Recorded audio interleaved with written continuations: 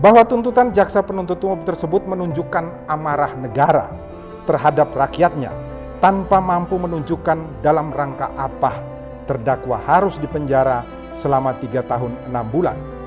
Apakah hanya dalam rangka mengurung terdakwa seperti binatang?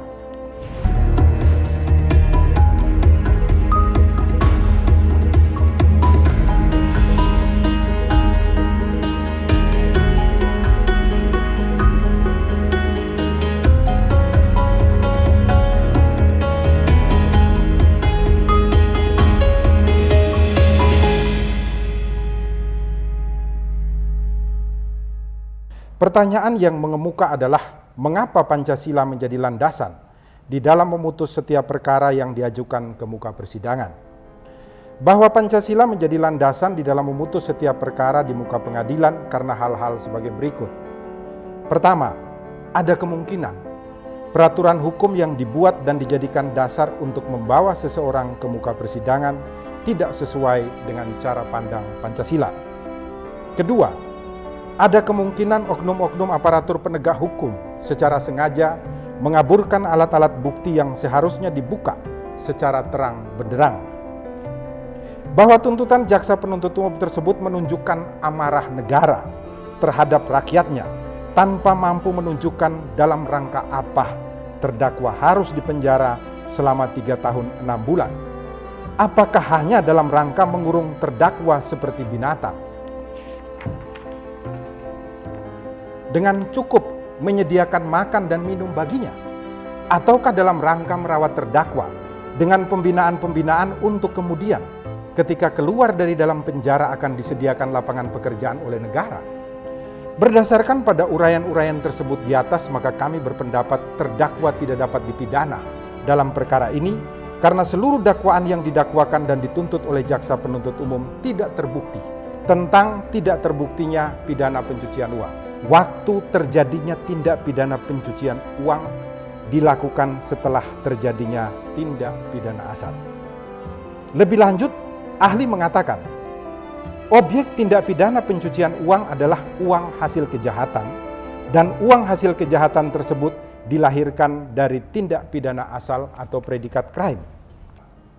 Bahwa berhubung uang sebesar 2.988 juta sekian yang berada di rekening saksi Siti Bariah berasal dari bilet deposito nomor DC 47 dan seterusnya tertanggal 18 Juli 2018 dan bukan muncul setelah terdakwa ditangkap pada tanggal 9 Mei 2020, maka fakta ini berkesesuaian dengan keterangan ahli Dr. Yunus Hussein yang mengatakan waktu terjadinya tindak pidana pencucian uang dilakukan setelah terjadinya tindak pidana asal, sehingga terbukti secara sah dan meyakinkan uang sebesar 2.988 juta sekian yang berada dalam rekening saksi Siti Bariah bukan merupakan tindak pidana pencucian uang dari perkara predikat crime nomor 109 dan seterusnya tertanggal 26 Agustus 2020. Hakim yang mulia, jaksa penuntut umum yang kami hormati dan sidang yang kami muliakan. Putusan dalam perkara ini tidak boleh lepas dari sudut pandang Pancasila sebagaimana perintah pasal 2 ayat 2 Undang-Undang nomor 48 tahun 2009 tentang kekuasaan kehakiman yang menyatakan peradilan negara menerapkan dan menegakkan hukum dan keadilan berdasarkan Pancasila. Bahwa apabila kita berbicara tentang Pancasila, maka tujuan akhir setiap putusan peradilan negara wajib mewujudkan keadilan sosial sebagai tujuan akhir dari praktek hidup Pancasila. Bahwa terdakwa telah menjalani hukuman 1 tahun 2 bulan penjara ditambah subsidiar 2 bulan kurungan dalam perkara predikat crime tindak pidana cukai. Istri daripada terdakwa dibebaskan dari pidana penjara oleh majelis hakim di dalam perkara predikat crime dan hanya dikenakan pidana denda dengan dasar kemanusiaan dan keadilan Pancasila untuk merawat anak-anaknya yang masih kecil sebagaimana putusan Pengadilan Negeri Demak dan telah dikuatkan oleh putusan Pengadilan Tinggi Jawa Tengah. Bahwa saat ini Direktorat Jenderal Bea dan Cukai bersama-sama dengan Kejaksaan Tinggi Jawa Tengah kembali memeriksa istri daripada terdakwa dengan tujuan untuk menjadikannya kembali sebagai terdakwa dalam perkara tindak pidana pencucian uang yang sama dengan terdakwa. Padahal perkara yang sedang dihadapi terdakwa sendiri belum mendapatkan putusan yang berkekuatan hukum tetap dari peradilan negara.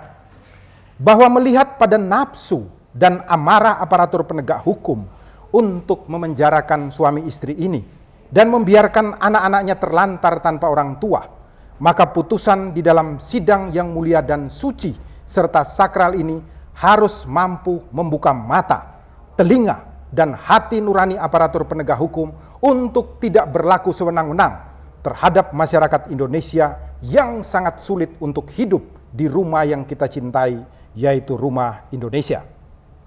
Maka demi keadilan, kami memohon kepada Yang Mulia Majelis Hakim sebagai primus inter pares dalam peradilan yang mulia ini untuk menyatakan terdakwa secara sah dan meyakinkan tidak terbukti bersalah melakukan tindak pidana pencucian uang dalam perkara ini, sehingga terdakwa diputus bebas dari dakwaan maupun tuntutan jaksa penuntut umum.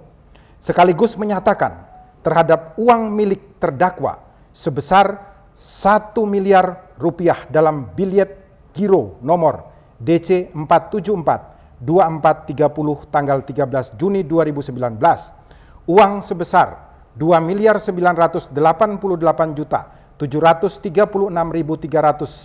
sen dalam rekening BRI nomor 665 dan seterusnya atas nama saksi Siti Baria, dan uang sebesar 501.516.227 sen dalam rekening BRI nomor 66540 dan seterusnya atas nama saksi Siti Baria serta sebidang tanah dan bangunan dalam sertifikat hak milik nomor 0228 atas nama Sudarmanto dikembalikan kepada yang berhak. Atau apabila Majelis Hakim Pengadilan Negeri Boyolali berpendapat lain, mohon putusan yang seadil-adilnya. Ex equo et bono.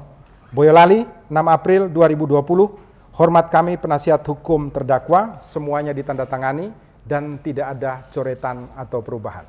Terima kasih Yang Mulia. Demikian ya, kami. Oleh karena itu ya, kepada pendapat mohon ditunda hari Senin tanggal 11 April. Tetap ditahan jaga kesehatannya. Demikian sudah tutup.